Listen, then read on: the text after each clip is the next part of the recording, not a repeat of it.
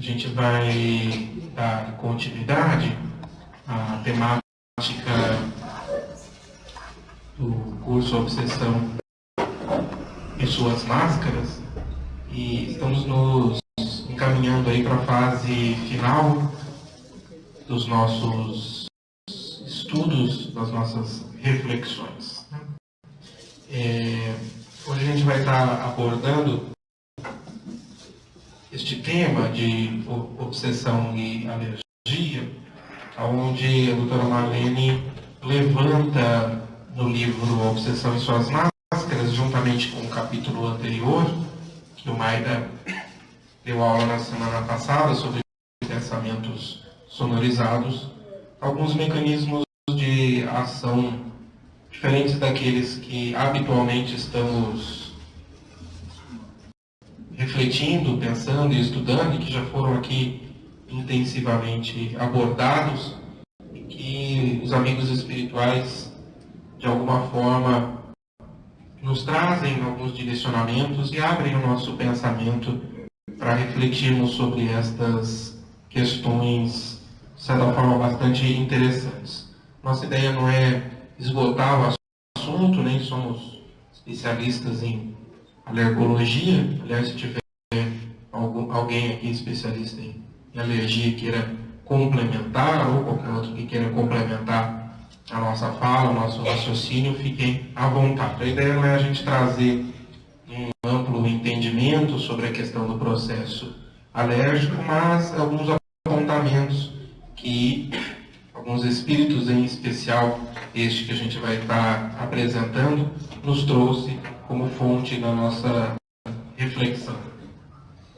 Este é um médico desencarnado, Dias da Cruz, bastante atuante na espiritualidade. Ele foi contemporâneo do Dr. Bezerra de Menezes, tendo sido presidente da Federação Espírita Brasileira, posteriormente ao Dr. Bezerra de Menezes, no final do século XIX, e desencarnou no início do século XX. Foi médico, homeopata e bastante atuante no movimento espírita.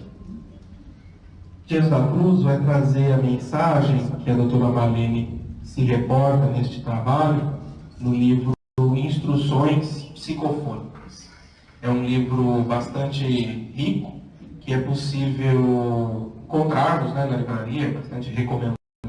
Tem PDF também, para aqueles que queiram interessar e aprofundar no estudo desta lição. Bom, Dias da Cruz coloca a seguinte frase: quem se consagra aos trabalhos de socorro espiritual há de convir, por certo, em que a obsessão é um processo alérgico interessando o equilíbrio da mente.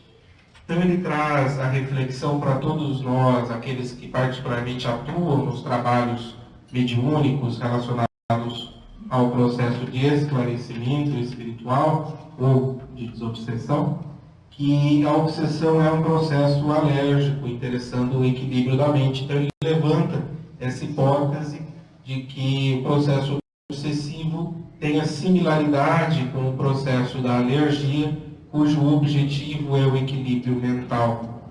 E ele coloca que desde as mais simples perturbações epidérmicas da pele aos casos dolorosos de avassalamento psíquico, este mecanismo, de certa forma, alérgico estaria presente neste processo da obsessão. E a gente trouxe alguns slides que não são nossos, da doutora Jane, presidente da AME Sorocaba, que já apresentou em jornada da AME São Paulo, falando um pouco a respeito da pele, porque Dias da Cruz vai trazer bem a questão da pele, das patologias epidérmicas, como estando relacionadas a estes processos alérgicos e podendo ter como pano de fundo as causas obsessivas. A gente vai falar rapidamente sobre isso para entender um pouco melhor este capítulo. A pele, na verdade, é considerada como o maior órgão do corpo humano. A gente não está habituado a pensar na nossa pele como um órgão. Quando a gente fala órgão, a gente pensa o cérebro, o coração, o fígado. mas a pele é também um órgão e ela é 15% do nosso peso corporal, é revestimento de pele. Aí está as várias camadas, né? A camada mais superficial, a camada intermediária, a camada mais profunda, e a pele tem um papel muito interessante porque ela nos coloca em contato com o mundo através de inúmeros receptores nervosos que percebem frio, calor, vibrações, tato, a dor. Ali tem algumas terminações nervosas livres, mostrando o quanto a pele é bastante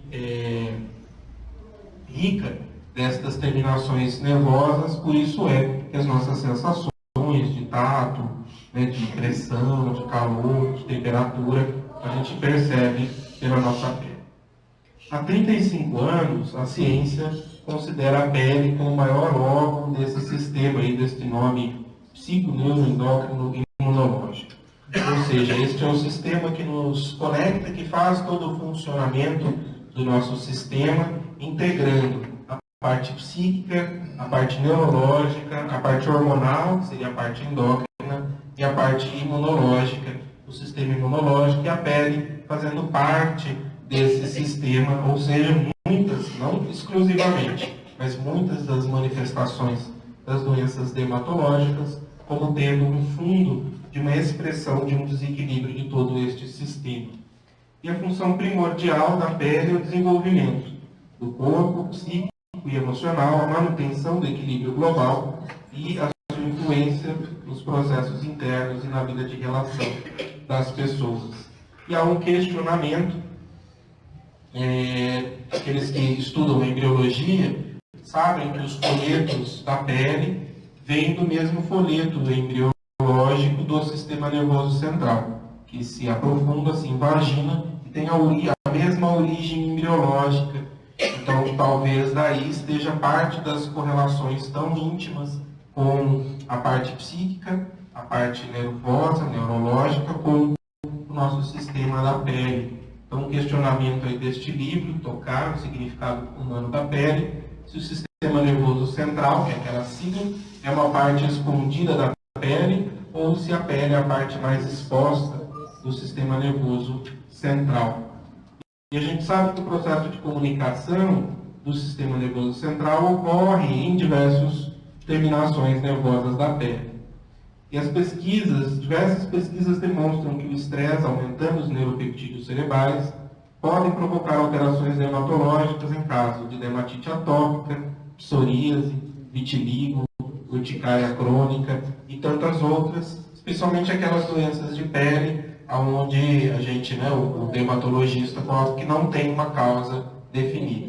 É claro que aquelas alergias que procuram contato, urticária, a gente sabe que tem uma causa definida, não. Mas aquelas em que fica-se indefinido o agente causal, muitas vezes está relacionado com a questão emocional e com toda a parte sistêmica do indivíduo.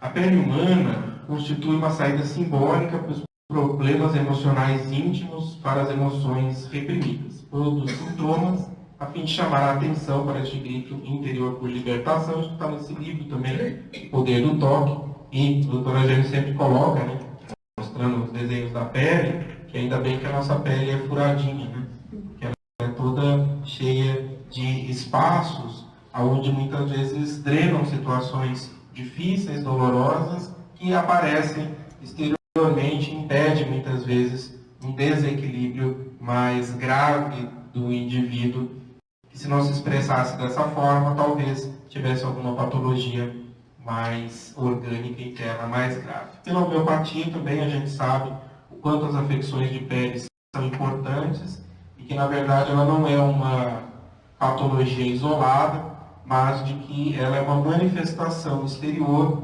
de um desequilíbrio interno que está acontecendo e que ela não pode ser também tratada apenas exteriormente, porque às vezes a gente suprime uma determinada reação, uma determinada lesão de pele e bloqueia aquela via de manifestação que o organismo, da maneira mais inteligente possível, encontrou. e aquela energia desequilibrada precisará encontrar muitas vezes outro órgão que se aloja, provocando desequilíbrios mais graves. Então, o tato reside em nossa pele e cérebro, e a sua sensação se refere tanto ao contato físico quanto à emoção. Tanto é que são frases populares, né?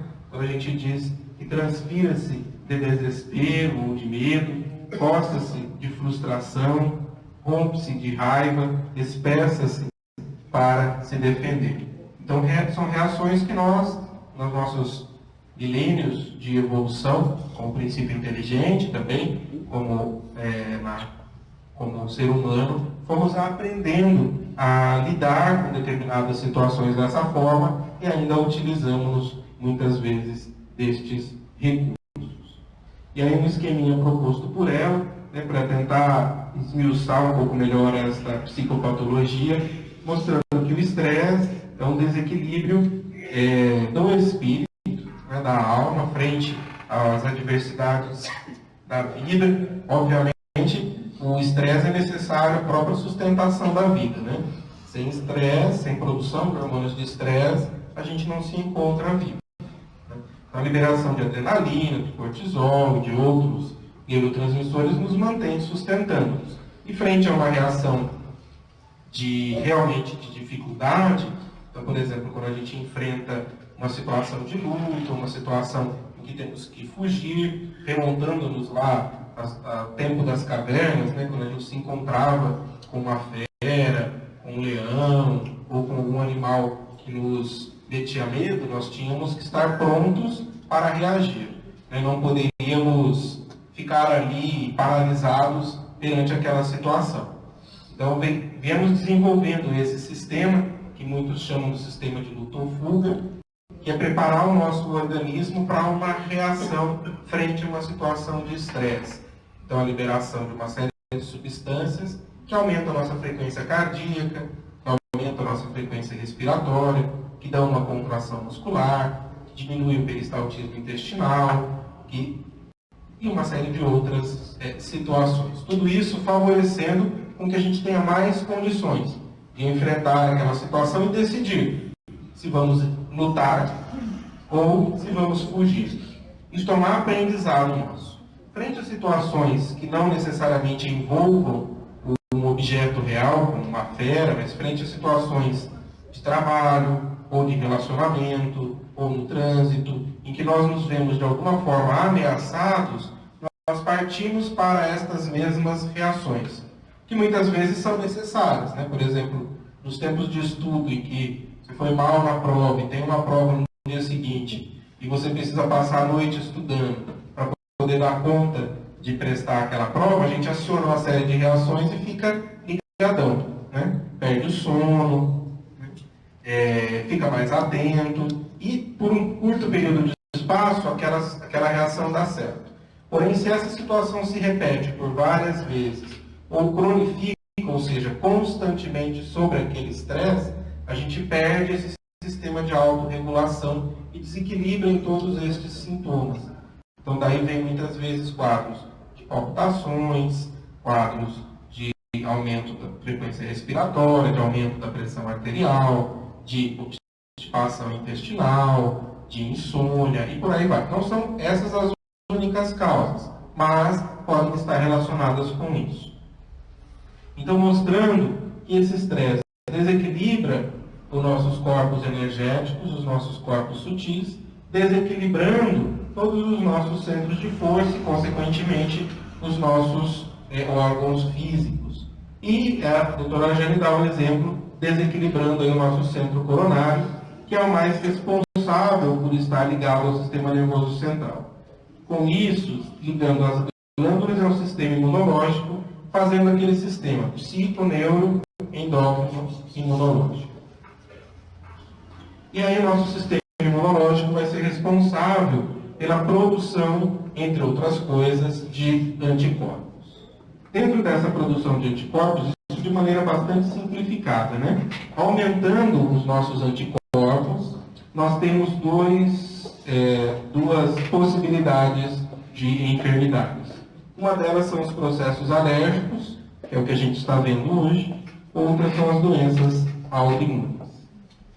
Os anticorpos ainda podem levar à produção ou estarem na gênese de quadros de tumores neoplásicos, e a diminuição de células do sistema imunológico leva a uma diminuição da resistência e assim uma maior facilidade ou predisposição a infecções.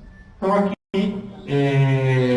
Dias da Cruz traz uma ideia para a gente de que o processo obsessivo estaria relacionado como se fosse um processo alérgico. Então talvez a gente possa inferir que, embora essa não seja a única via dos processos alérgicos, né, existem 4 tipos de reações alérgicas, e cada uma é diferente da outra, mas essa é a principal. Talvez seja por esta via de condução do ponto de vista psicofisiológico. Isso é uma hipótese, né? Então, voltando lá no capítulo que a gente está abordando, Dias da Cruz nos traz, né, que o termo alergia foi proposto por um médico de Viena, Compliqué, e traduzindo uma reação modificada nas ocorrências da hipersensibilidade. Então, reações de sensibilidade são normais, mas as reações em que há uma hipersensibilidade, uma reação além da conta, além daquela que deveria ser, e o organismo não consegue conter, expressa-se como um fenômeno alérgico. E aí a gente tem os agentes mais diversos que podem causar processos alérgicos, né? Muitos aqui vão se identificar, esses processos alérgicos não é isso que Dias da Cruz está colocando como processos obsessivos. Tá?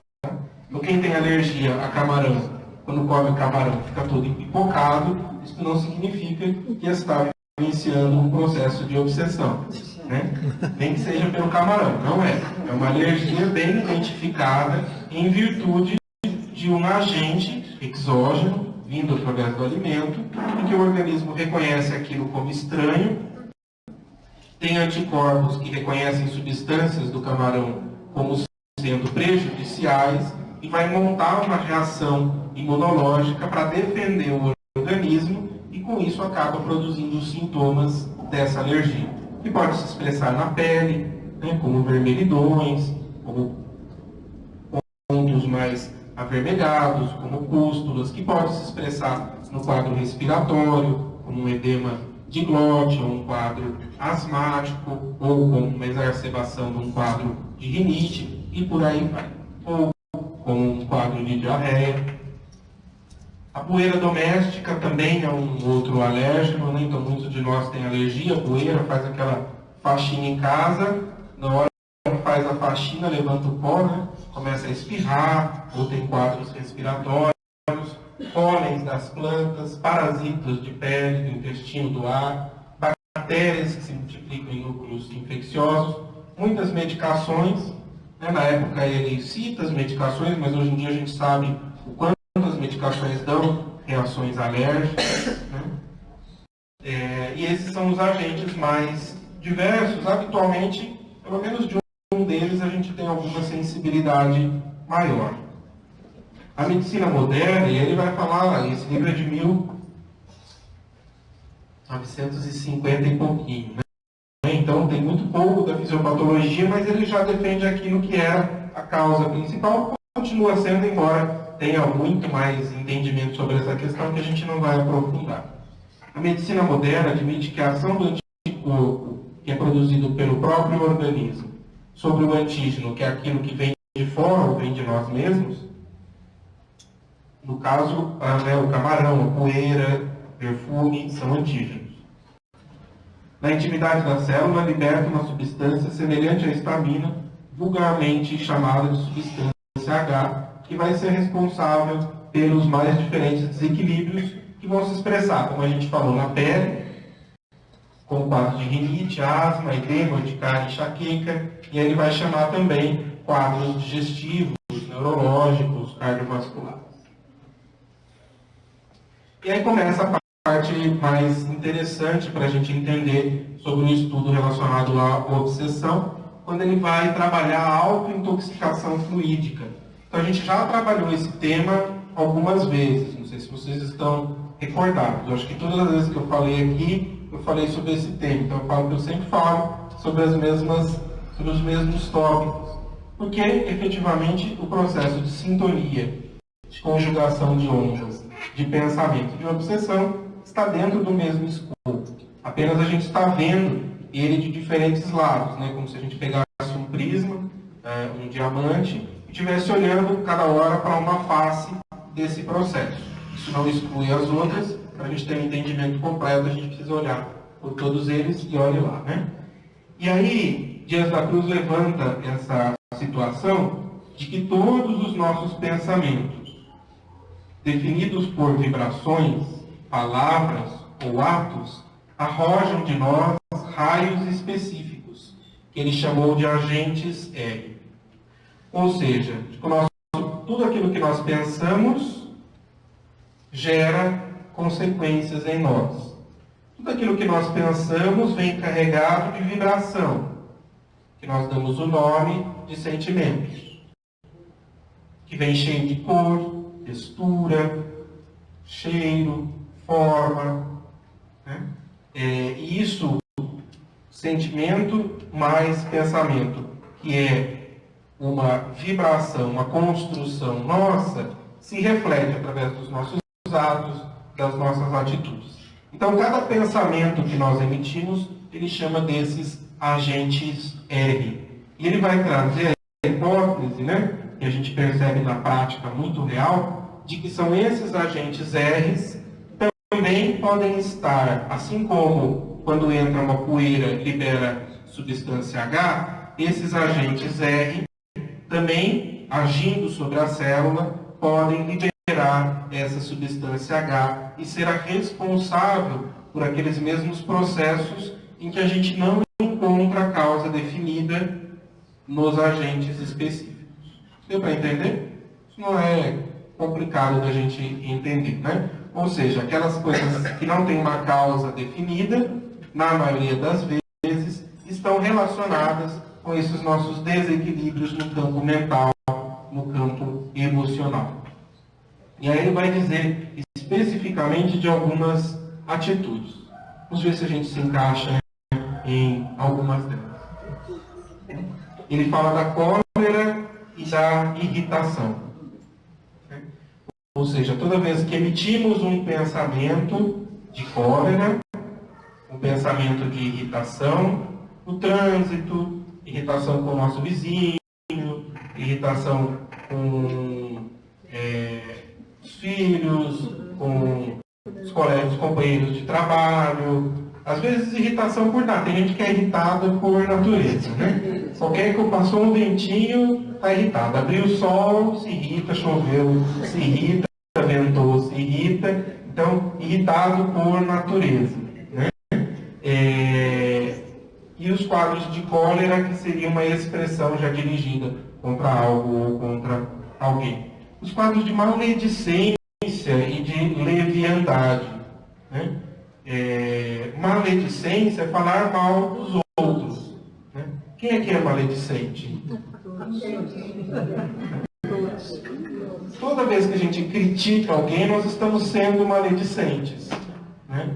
Então, às vezes, a gente tem um comportamento de frente a uma crítica, a gente fala assim, não, eu não estou falando mal, eu estou só fazendo uma observação a respeito de um assunto importante.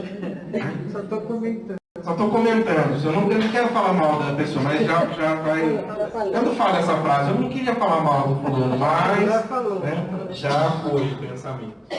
A leviandade, ou seja, comentar sobre assuntos importantes de uma maneira como se aquilo fosse algo leviano, sem importância. A crueldade, a irreflexão, a calúnia, ou seja, agirmos sem refletir, caluniarmos uma pessoa, né, que entra também aí dentro da crítica, do julgamento. A tristeza, né, o desânimo, os processos mórbidos e tóxicos da culpa, tudo isso gera em nós desequilíbrios. Isso a gente tem visto o tempo todo, né, no curso. Não é na casa de uma maneira geral, né? Não é novidade para ninguém. E aí, Dias da Cruz coloca uma coisa muito interessante, que todos esses comportamentos produzem essas elevadas porcentagens de agentes R, de natureza destrutiva em nós e fora de nós, capazes de fechar-nos por tempo indeterminado em deploráveis labirintos da desarmonia mental. Então ele vai dizer que isso está como causa das nossas desarmonias no campo do nosso pensamento. E de que maneira o processo obsessivo está relacionado com tudo isso?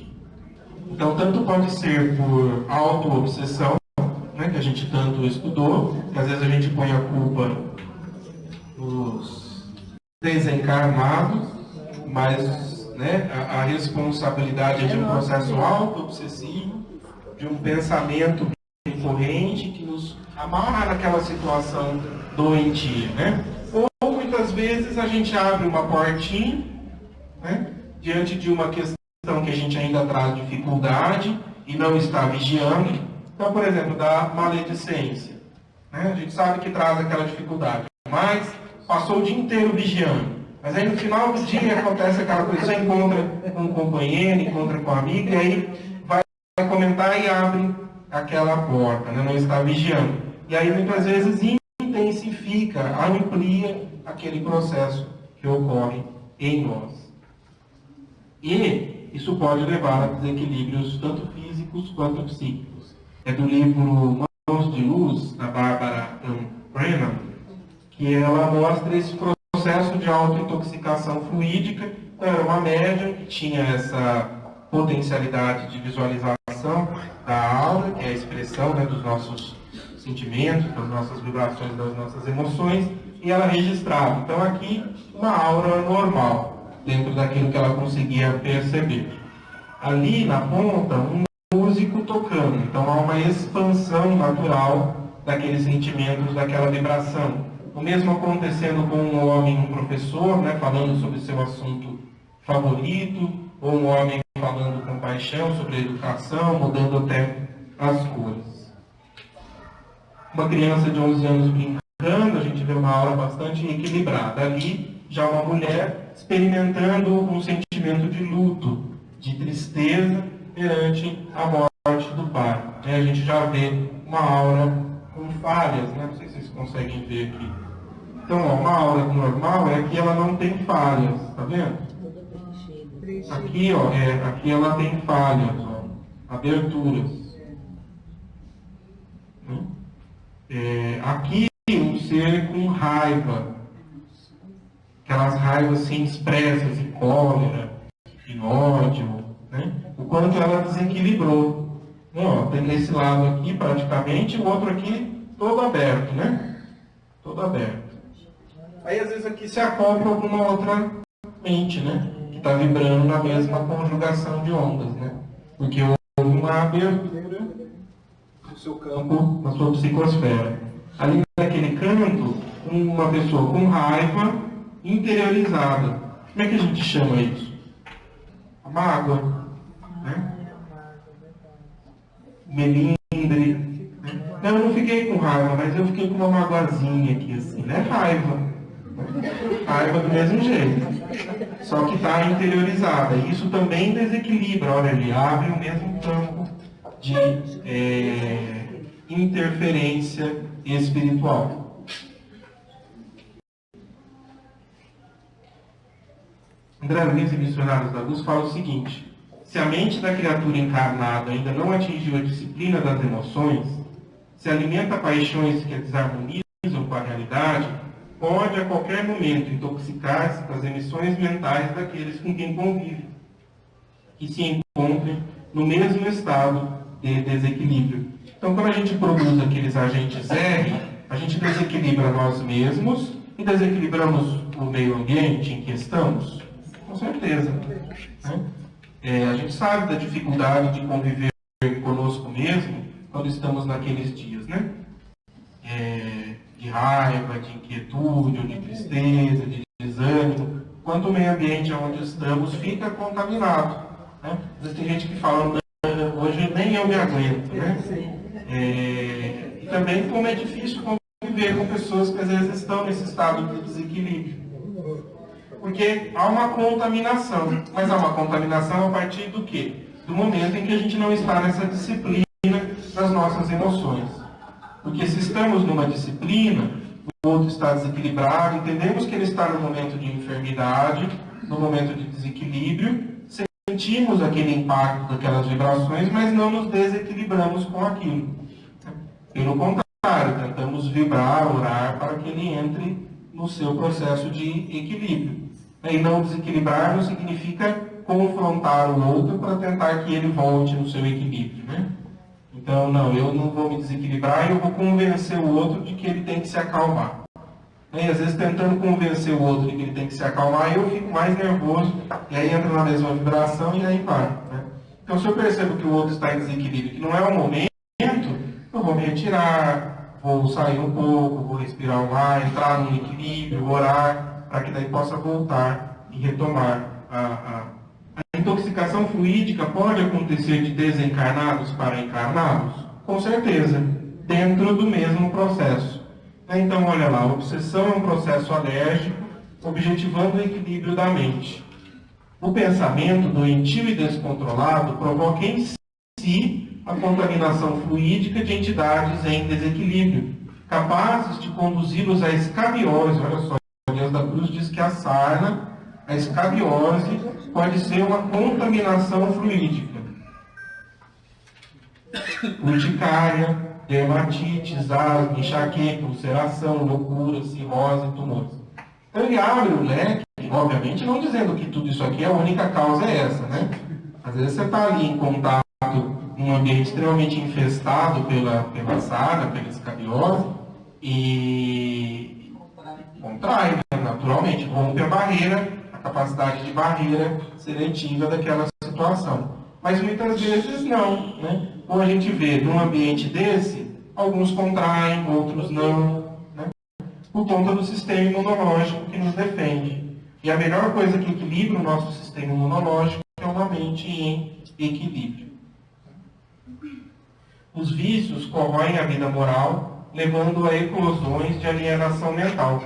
As psicoses, depressão, ansiedade, delinquência, ele está correlacionando em todos esses processos.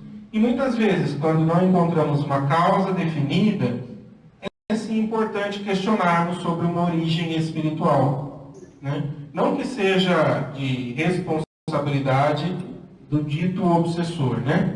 Mas que é que aconteceu em nós que levou a um desequilíbrio espiritual, potencializado por outras mentes, e que uma situação que era para dar uma energiazinha no braço aqui espalhou o corpo inteiro. Né? Nossa, olha só que importante isso daqui. Nossa conduta pode ser a nossa enfermidade, tanto quanto o nosso comportamento pode representar a nossa restauração e a cura. A gente já falou isso de inúmeras outras vezes, mas são formas, né, prisma de olhar diferentes. Então, a nossa conduta tanto pode nos enfermar, como pode nos conduzir ao processo de restauração e de cura. Isso é muito importante, né? Porque às vezes no espiritismo a gente ainda traz um ranço punitivo, né? Então, eu sou o responsável por meu desequilíbrio, fica se punindo, vim aqui para apagar os erros e tal.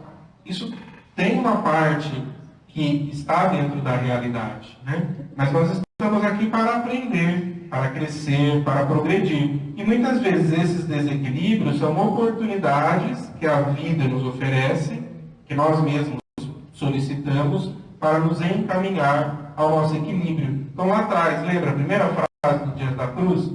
Que falou que o processo obsessivo pode ser comparado com o processo alérgico, objetivando o quê? O equilíbrio da mente. Então, o objetivo do processo obsessivo é o quê?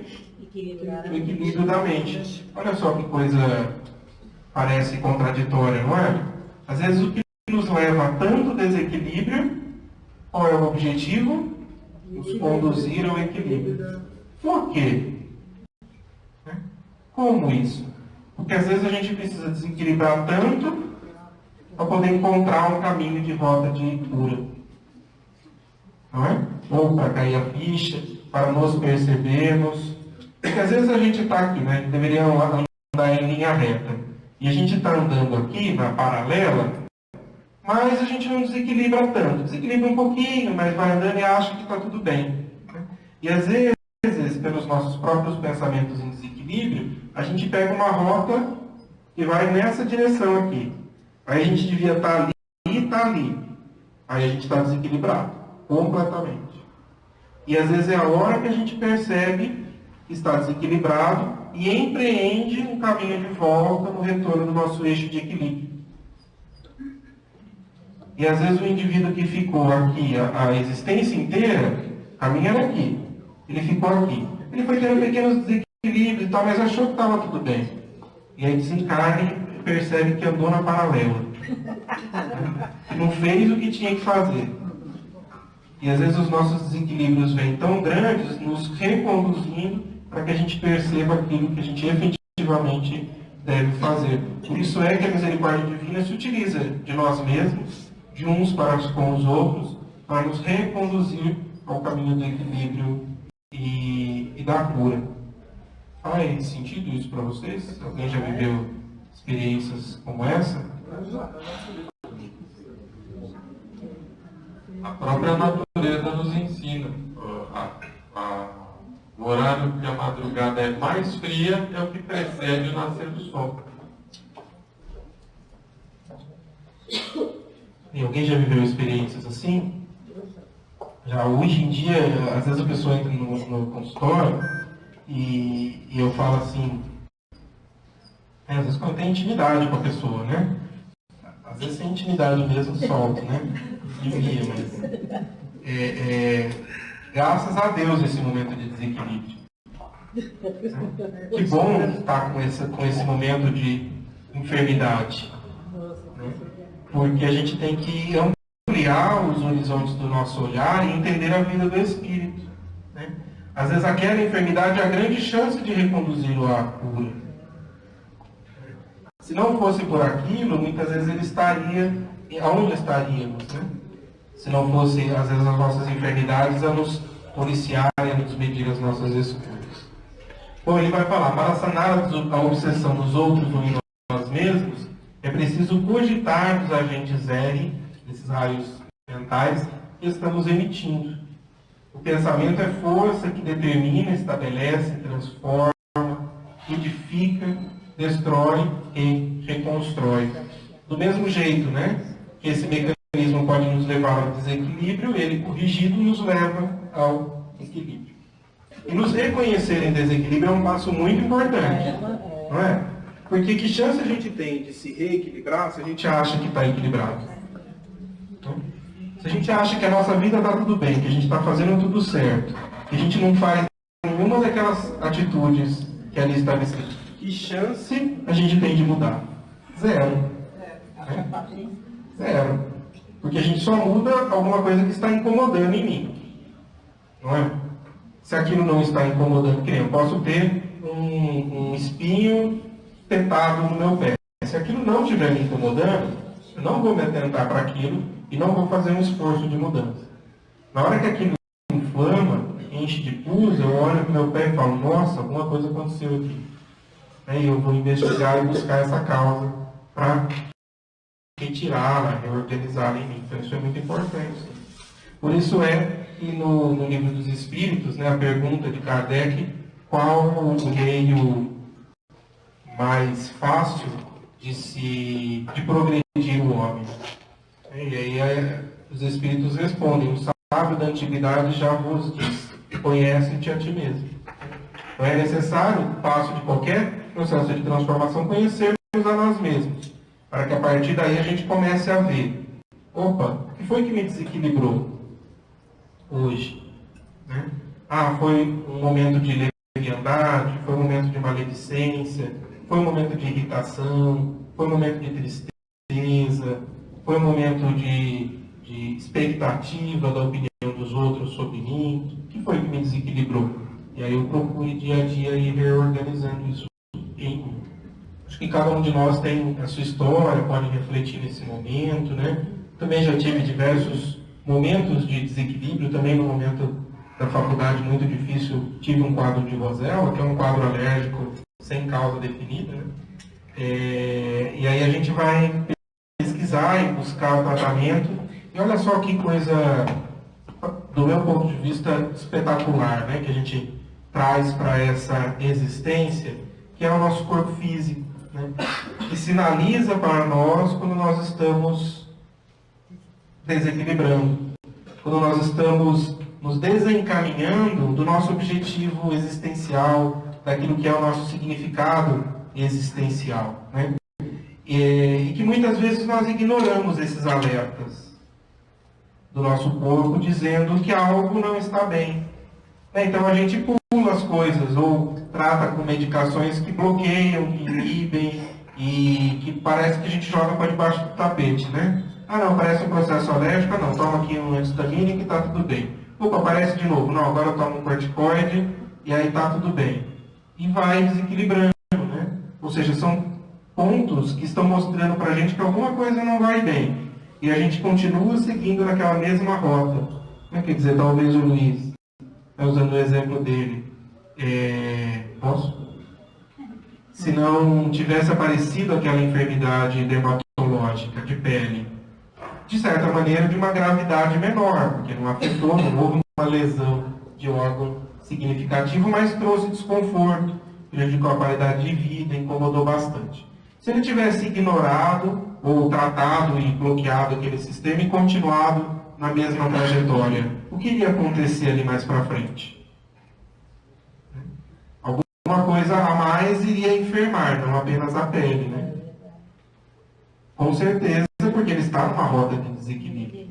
Então, ao aparecer aquela lesão inicialmente e conseguir reorganizar-se para encaminhar para um processo de reequilíbrio, ele consegue reconduzir-se na sua existência. Isso vale para todos nós, né? Ficarmos atentos a esses alertas que a vida nos dá através do nosso próprio corpo físico de que algo em nós não vai bem. Não é que não é para a gente se tratar, não é para a gente procurar o médico, não é nada disso que nós estamos falando, né?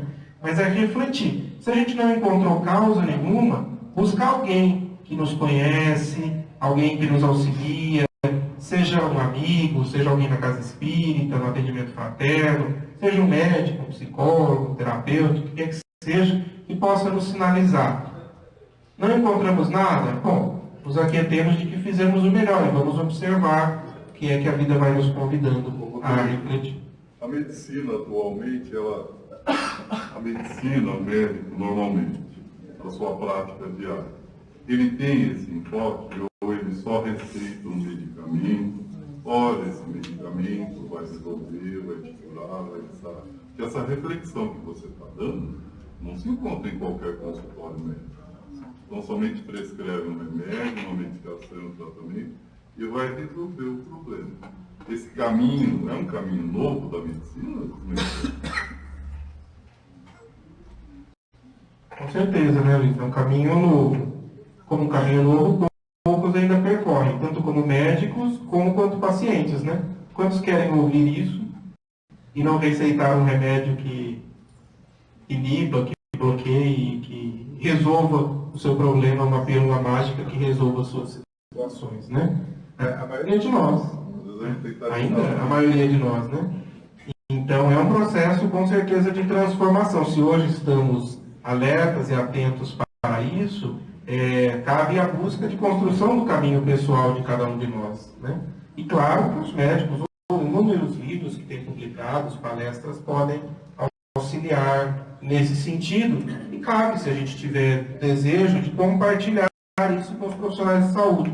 Talvez a gente comece a descobrir o quanto estão abertos e o quanto muitos estão pensando, mas em virtude da própria formação, do próprio sistema de saúde que hoje é imposto de consulta a cada 15 minutos, 10 minutos, desse tempo que não é possível nem fazermos uma consulta física de qualidade, né? Uma consulta do corpo físico de qualidade, quanto mais trabalhar as emoções, a questão social e a questão espiritual, mas cada vez mais há abertura para isso. A gente sente e a gente se surpreende. Eu, por exemplo, me surpreendo quando vou conversar com colegas e vejo o quanto pessoas estão pensando e refletindo nessas questões, né? E às vezes a gente trazer isso para o médico que está nos atendendo, não de uma maneira de mudar a opinião dele, mas o que acha sobre isso, aconteceu isso comigo e eu percebi isso, vai sinalizando e vai deixando as pulgas, né, atrás da orelha. Até porque o próprio médico vivencia situações de enfermidades que ele começa a observar em si, não necessariamente tudo aquilo que está escrito ali, né, e definido. E olha só, eu queria trazer só duas coisinhas para vocês, que falam sobre raios. Um deles é a prece, no Missionários da Luz. Ele fala o seguinte: a oração é o mais eficiente antídoto do vampirismo. É vibração, energia, poder. Semelhante estado psíquico revela a nossa origem divina e coloca-nos em contato com as forças superiores, emitindo raios de espantoso poder. Então, quantas vezes a gente cresce, desdenha do poder, da capacidade que a prece, que a oração tem na nossa vida, né? E que ela é um ponto-chave de nos reorganizar para o nosso equilíbrio. Olha só o que Alexandre aí coloca, né? De que ela revela-nos a nossa origem divina, coloca-nos em contato com as forças superiores e emite esses raios de espantoso poder, que são capazes de neutralizar, muitas vezes, os raios de desequilíbrio que emitimos. Não que a gente não vai ser responsável por aquilo que construímos, mas pelo esforço da prece de nos reorganizarmos, puxa, Senhor, desculpe, né? Não deveria ter ido por esse caminho, mas fui de novo. Dar-me forças para reorganizar e ir por outros caminhos, né? Enquanto a prece nos conecta e emite em nós essa sensação espantosa de equilíbrio, né?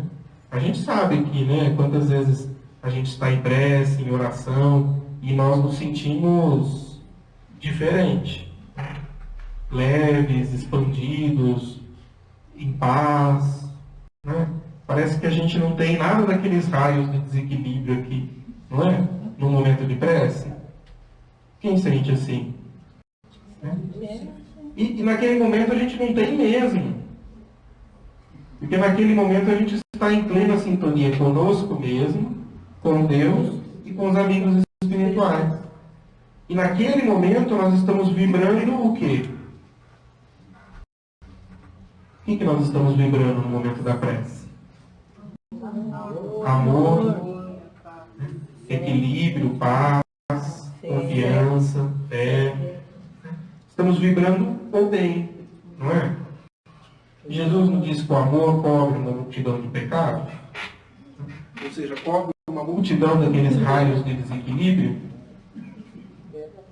Então, se a gente conseguir, olha só, né, o convite ousado, sustentar em nossa vida esse estado em mais momentos, não apenas na prece uma vez por semana, no centro, ou uma vez por dia, mas se a gente conseguir, esse é o estado que eu preciso estar, né?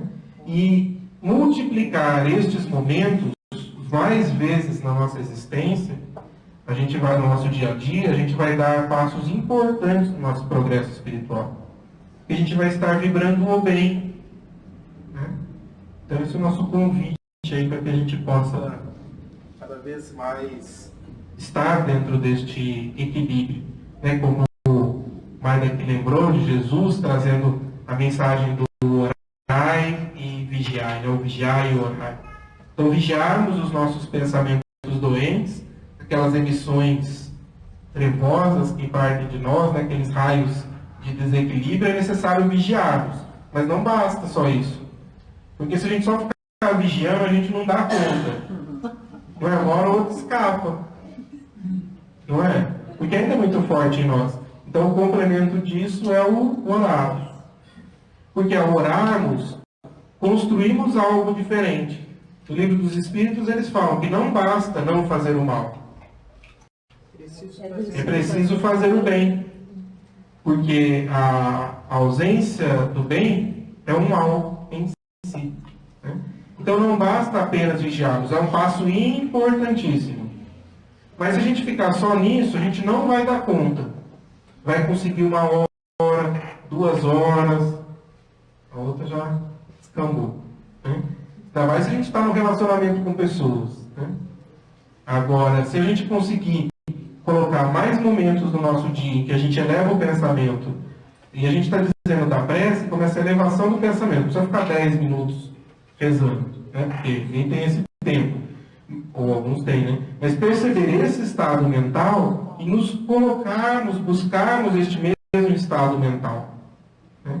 Realizando o bem e neutralizando essas vibrações doentes. Quem sabe um convite aí para a gente fazer até a próxima semana, né? Que é a revisão, né, do maio da semana que vem, e vermos no que deu. Né? Porque a ideia do curso, a gente sempre fala isso, né? Não é apenas uma coisa teórica, mas a gente precisa aplicar em nós, para vermos se isso dá resultado. Porque se der, opa, aprendemos algo importante. Se eu vou querer repetir depois ou não, é a minha escolha. Se não deu certo, vamos falar e vamos ver o que é que não deu certo.